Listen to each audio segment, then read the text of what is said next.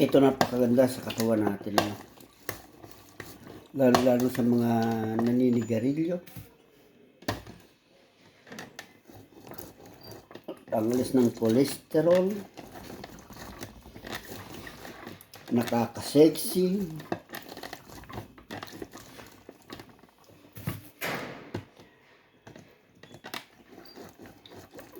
Meron ako nito tuwing umaga.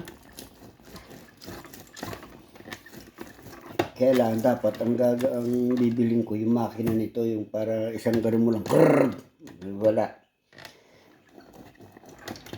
Mahal din kasi yung ano nito makina, pero magtitingin ako.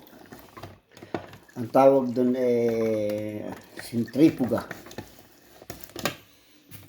Pero madali lang naman rin.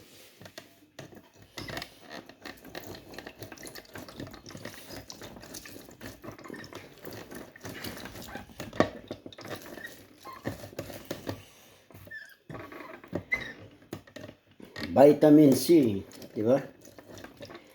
Mamaya bibili ako sa supermarket ulit at dahil ubos na ito sa akin. Ang nabili ko nito na ay napakarami nito, siguro mga 60 piraso ito. Ubos na. Araw-araw kasi 6 eh.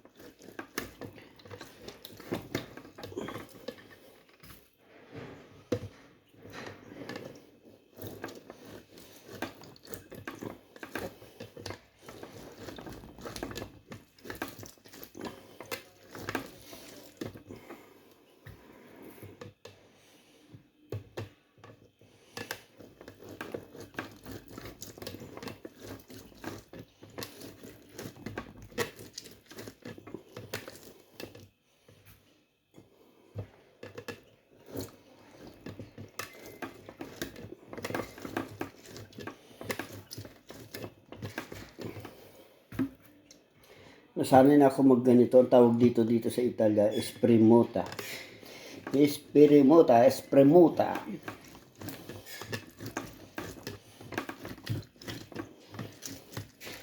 Ngayon, dyan sa labas ngayon, meron dyan Changi ngayon.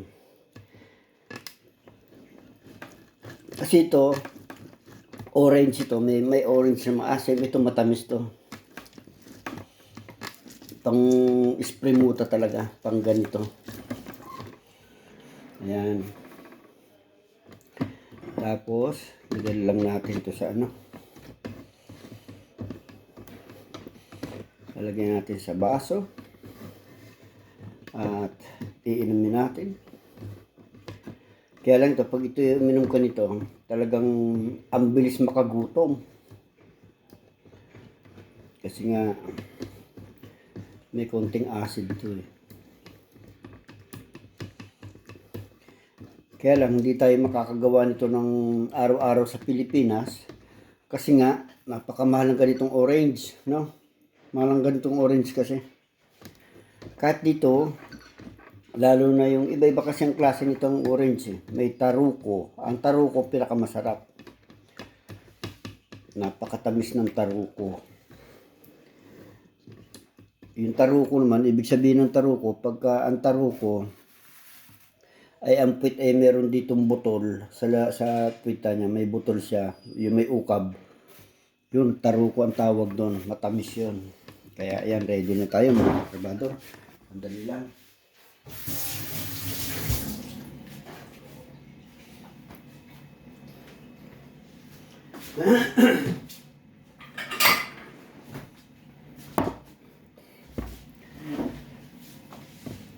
Yan, ilalagay na natin.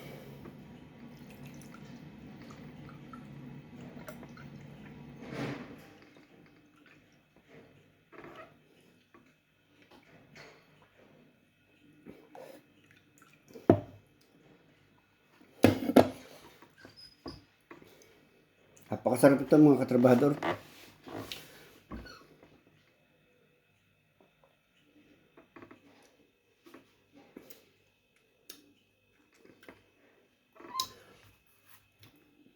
Napakaganda sa salute nito. Salutable dire ang ating kalusugan, no?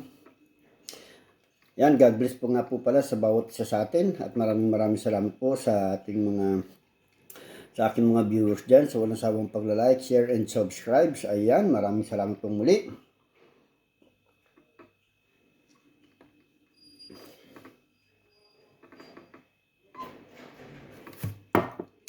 Okay, thank you.